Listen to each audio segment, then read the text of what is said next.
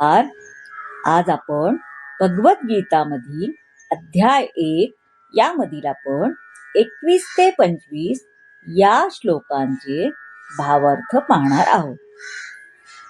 सुरुवातीला आपण श्लोक 21 आणि 22 पाहूया. सेनयोरुभयोर्मध्ये रथं स्थापयमेच्युत यावदेतान्निरीक्षेऽहं योद्धुकामानवस्थितान् कैर्मया सह योद्धव्यमस्मिरन् रणसमुद्यमे. अर्थात यामध्ये अर्जुन म्हणाले, हे अच्युत, अच्युत म्हणजे कधीच पतन न होणार, कृपया माझा रथ दोन्ही सैन्याच्या मध्ये घेऊन चल.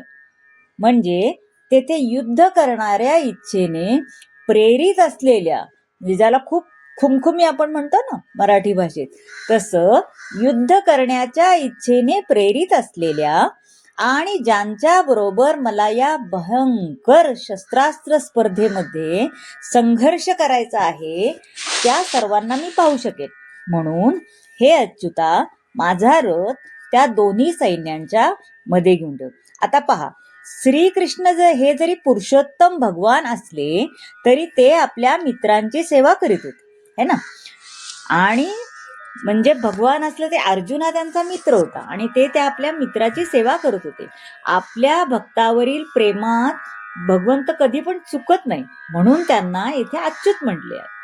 आणि रथाचा सारथी या नात्याने त्यांना अर्जुनाच्या आदेशांचे पालन करायचे, म्हणजे अर्जुन जे सांगेल ते ऐकायचं, कारण ते सारथी बनलेले आहेत. जसे सेवक हा भगवंताची सेवा करण्यात सदैव तत्पर असतो, तसा भगवंतही आपल्या भक्तांची सेवा करण्याची संधीच पाहत असतात, है की नाही. भगवंताचा शुद्ध भक्त अर्जुनाला आपल्या भावंडांशी, तसेच धृतराष्ट्र हे त्यांचे चुलते, यांच्याशी युद्ध करण्याची खरं तर मुळीच इच्छा नव्हती. पण दुर्योधन हा हट्टी आहे, शांतीने काय वाटाघाटी करण्यास ते तयार नाही. त्यामुळे अर्जुनाला युद्धभूमीत यावेच लागले. आता कैमर्य म्हणजे कै या शब्दाचा अर्थ कोणाबरोबर, आणि मया म्हणजे मला कोणाबरोबर युद्ध करायचं आहे, है ना. हे त्यांनी ठरवलंय आता की ह्या लोकांनी ते काय ऐकणार नाहीये, त्यामुळं त्यांच्याशी मला युद्ध करावंच लागणार आहे, है ना. समुद्य म्हणजे प्रयत्न आणि खटपटीत, असं त्यांनी प्रयत्न केला की आपल्याला आता ह्या सगळ्यांशी युद्ध करायचं आहे, त्यामुळे आपल्याला आता मध्ये जावंच लागणार आहे. आता आपण श्लोक 23 पाहूया. योत्स्यमानानवेक्षेहं यतेऽत्र समागताः धार्तराष्ट्रास्य दुर्बुद्धे युद्धे प्रियचिकीर्षर्वाः. आता यामध्ये योत्स्यमानान म्हणजे लढणाऱ्यांना उद्देशून म्हटलं आहे. धृतराष्ट्राच्या दुर्बुद्ध पुत्राला खुश करण्याच्या इच्छेने येथे जे लढण्यास आले आहेत त्यांना मला पाहू दे, असे अर्जुन म्हणतात. आता दुर्योधन आपल्या पित्याच्या म्हणजे धृतराष्ट्राच्या साह्याने दुष्टभेद आखलेत. त्यांनी पांडवांचे राज्य बळकवायचेच हा दुष्टभेद आखलाय त्यांनी, है ना. हे उघडच होतं, हे गुपित आहे ना, पण त्यांच्यातलं हे गुपित आहे. त्याप्रमाणे त्यांच्या बाजूने उभे असलेले सर्वजण हे एकाच माळेचे मणी आहेत, कारण आता ते त्यांच्या बाजूने लढतायत म्हणजे ते त्यांच्याप्रमाणेच झाले ना. त्यामुळं हे सगळे एकाच माळेचे मणी आहेत आणि म्हणून त्या सगळ्यांना मला पाहण्याची इच्छा आहे. त्यांचा बळाचा, त्यांच्यात किती शक्ती आहे हे अर्जुनाला जाणून घ्यायची इच्छा होती, है ना. त्यांचा अंदाज घ्यायचा होता. त्याप्रमाणे त्यांनी सांगितले आहे की त्यांच्या पुत्राला म्हणजे धृतराष्ट्र त्यांच्या दुर्बुद्ध पुत्राला खुश करण्याच्या इच्छेने इथं सगळं आले आहेत आणि तेच मला पाहायचं आहे. आता आपण श्लोक 24 पाहूया. एवमुक्तो ऋषिकेशो गुडाकेशेन भारत सेनयोर्भयोर्मध्ये स्थापयित्वा रथोत्तमम्. यामध्ये संजय म्हणाला, हे भरतवंशजा, अर्जुनाने सांगितल्याप्रमाणे भगवान श्रीकृष्णांनी दोन्ही सैन्यांच्या बरोबर मध्ये रथ उभा केला आहे. आणि या श्लोकात अर्जुनाला गुडाकेश असं म्हटलेलं आहे. म्हणजे काय, तर आता गुडा म्हणजे निद्रा, गुडका असं म्हणजे निद्रा, आणि जो निद्रेवर विजय प्राप्त करतो त्याला गुडाकेश असं म्हटलं जातं. अर्जुनाने श्रीकृष्णाशी असलेल्या मैत्रीमुळे, सख्यामुळे निद्रा आणि अज्ञान ह्या दोन्हीवर पण विजय प्राप्त केला. आपला जर जोडीदार आपण म्हणतो की नाही, संगती संग दूषणम, तसं त्यांनी ते जोडीदार आपला जो निवडलाय त्याच्यामुळे त्याला स्वतः भगवान त्यांनी जोडीदार निवडलाय ना. त्यामुळं त्या निद्रा त्यानंतर अज्ञान या दोन्हीवर पण त्यांनी विजय प्राप्त केलाय. कारण ते श्रीकृष्णाला क्षणभर सुद्धा विसरत नाहीयेत. आणि हाच भक्ताचा खरा स्वभाव असतो.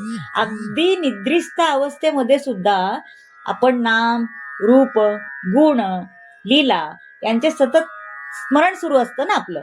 त्यामुळं यालाच कृष्ण भावना किंवा समाधी असं आपण म्हणतो. आता मार्गदर्शक या नात्याने दोन्ही सैन्याच्या मधोमध रथ उभा करण्याचा अर्जुनाचा उद्देश ते जाणू शकेल. पुढे अर्जुनाला ते काय म्हणाले ते श्लोक 25 मध्ये आपण पाहूया.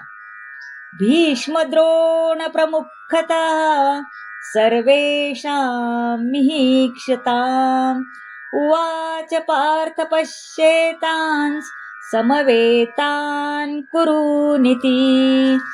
म्हणजे भीष्म, द्रोण आणि त्या देशातील इतर सर्व राज्याच्या उपस्थितीत, किती राजे आले होते ना, प्रत्येक देशातले सगळ्या राज्यातले राजे आले होते है ना. त्यांच्या उपस्थितीत भगवान म्हणाले, हे पार्थ, येथे जमलेल्या सर्व कुरुवंशीयांना तू पहा. आता राजे सगळे आलेले जरी असले ते सगळे कौरवांच्या बाजूने म्हणजे कुरुवंशीयांच्या बाजूने होते ना. म्हणून म्हणाले की हे पार्थ, आता तू इथे जमलेल्या सर्व कुरुवंशीयांना पहा. आता कृष्ण हे परमात्मा स्वरूप आहेत.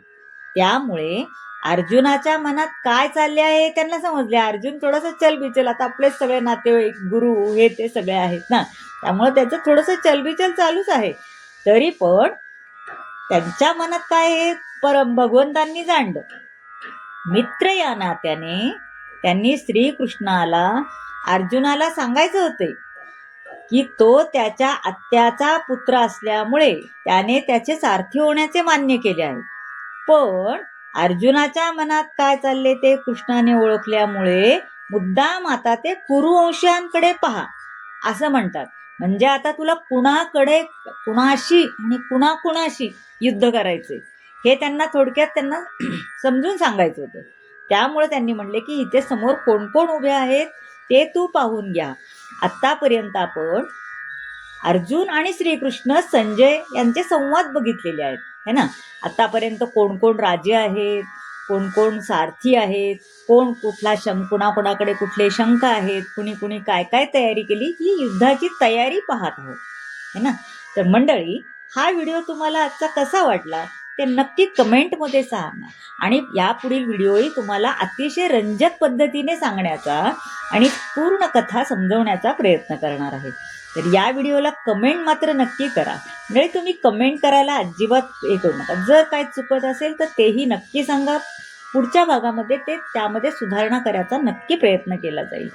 आणि चॅनलला सबस्क्राईब करा म्हणजे मलाही थोडासा उत्साह वाढेल. आणि लाईक करा, शेअर करा म्हणजे तुमच्या आवडत्या लोकांना हे ऐकता येईल. धन्यवाद.